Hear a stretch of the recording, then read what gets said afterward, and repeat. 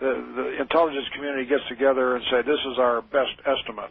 So are these, in effect, not daily intelligence reports? No, they're not daily. But summations that lead to a firm policy change for our government? Most of the estimates that I uncovered were vis-a-vis the Soviet Union and Communist bloc. Uh-huh. And I found out, since I could check intelligence from the military sources, I found out that they were not based on intelligence. It was mostly ideology, and just 2 years ago, CIA admitted this in newspaper articles. For example, I went to the general one day on the loss of Formosa, and I told him there was a national intelligence estimate on that. It was not important, so the general called CIA, called Allen Dulles, and he told him no such estimate existed. And I pulled the copy of it out of my briefcase and handed it to him. And I won't repeat what the general said. Now, these estimates, I found out that they were not based on hard intelligence. They were based on their thinking and ideology. And this was dangerous because most of them were apologetic to the Soviet Union. And we considered that a great danger.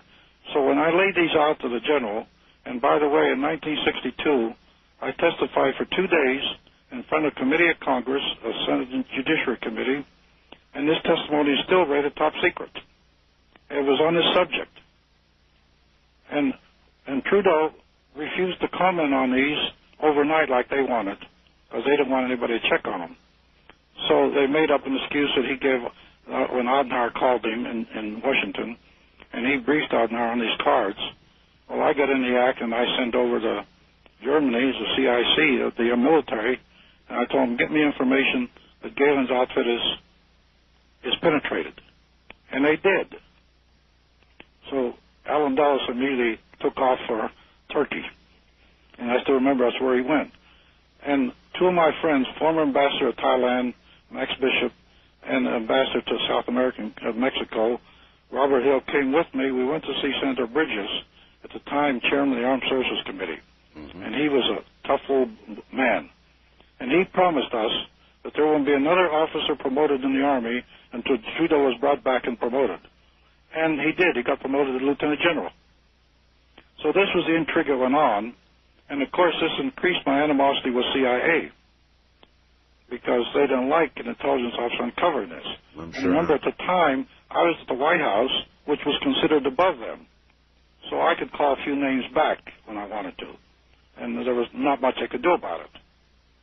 But this was the intrigue where General Trudeau was relieved, and then brought back bigger than ever. In fact, he took command of a corps, then came back and reorganized research and development, which was in logistics, a secondary mission. All right, who was responsible, do you think, for bringing General Trudeau back? Yes, because we were close. Until the old gentleman died, we were close friends. No, I understand that, but what I'm asking, Colonel, is who Strom was... Thurmond. What was that? Who brought him back? Yeah, who brought back General Trudeau? Well, Secretary of the Army Brooker and a couple of generals, the chief of staff was, at the time I forget his name, but he was a friend of the generals, and they brought him back, and he became chief of research and development. But it was because of Strom Thurmond and the support from the Hill. Yes. So Congress is integrally involved in this. That's right, they were. There were strong senators, Senator Eastland, Senator Dirksen, Senator McClellan, and Senator Thurmond, and Nolan, and people like that were involved on General Trudeau's side. And I know because I talked to every one of them personally. And so they wanted him then as chief of R&D, and I take it despite all the political intrigue earlier, they knew him to be a patriot, they knew him to be a good man, and they trusted him, and I presume that's why they brought him back. This was a general that took his helmet off with 2 stars. He was a division commander at Port Chop Hill, and went up and fought with his men. He put on the sergeant's helmet. And this was a major general, a division commander. That's the type of man he was. And also very religious. He went to retreats at Loyola, and one of the most brilliant men I ever knew in my life. And so naturally, as he came back, so did you with him.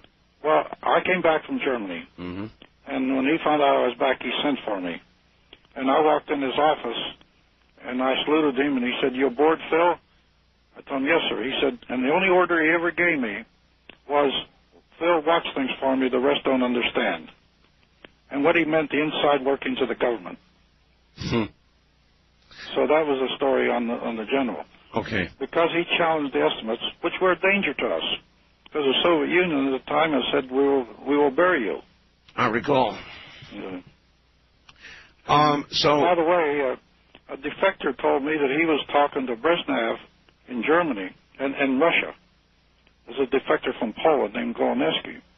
And I asked him if he ever heard of Trudeau. He said, oh, yes.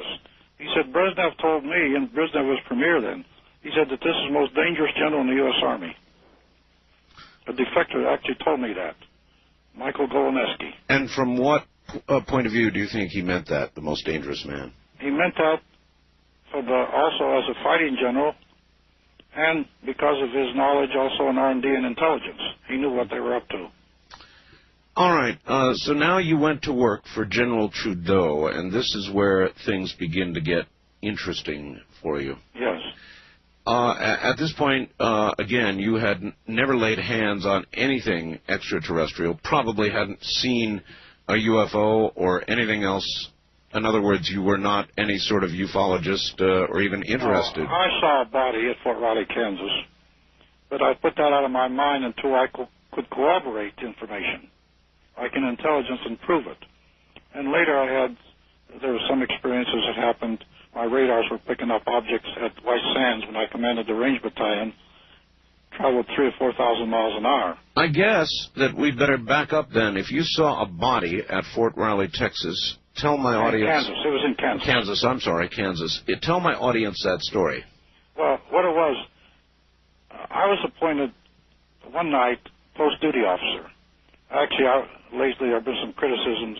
They said that the security was lax at Fort Riley if I did that. But I was the security officer that night, or the post-duty officer. And people know the Army know that when you're appointed post-duty officer, you're responsible for all the guards and security all that night on the post. Why would anybody criticize that? I was in the Air Force, Colonel, and I remember that most all bases had an on-duty officer for the night. Well, the critics didn't know this. They weren't in the Army. And really that night, I was the security. And when I went down, one of my sergeants, Master Sergeant I knew well, was Sergeant of the Guard because we had horses in the area, the veterinarian area. And these I think it was 5 of them, yes. There was 5 boxes there that looked like caskets. And I went on in the room, because I was a security officer, I had to go inspect it. They told me it was sensitive cargo there. It'd come by truck. Was it in transit, or was that... It was in transit. It was in transit, all right. I'll tell you how I knew that. Now, I went in and I picked up the tarp, and I saw this body. Of course, I turned a little bit. At first I thought it was a young, baby or something. Then I got a little bit turned, like you do in combat, when something like that happens, your stomach gets upset, but you recover fast. Mm-hmm. And I told the Sergeant, get out of here because it's a area. I don't want you in trouble.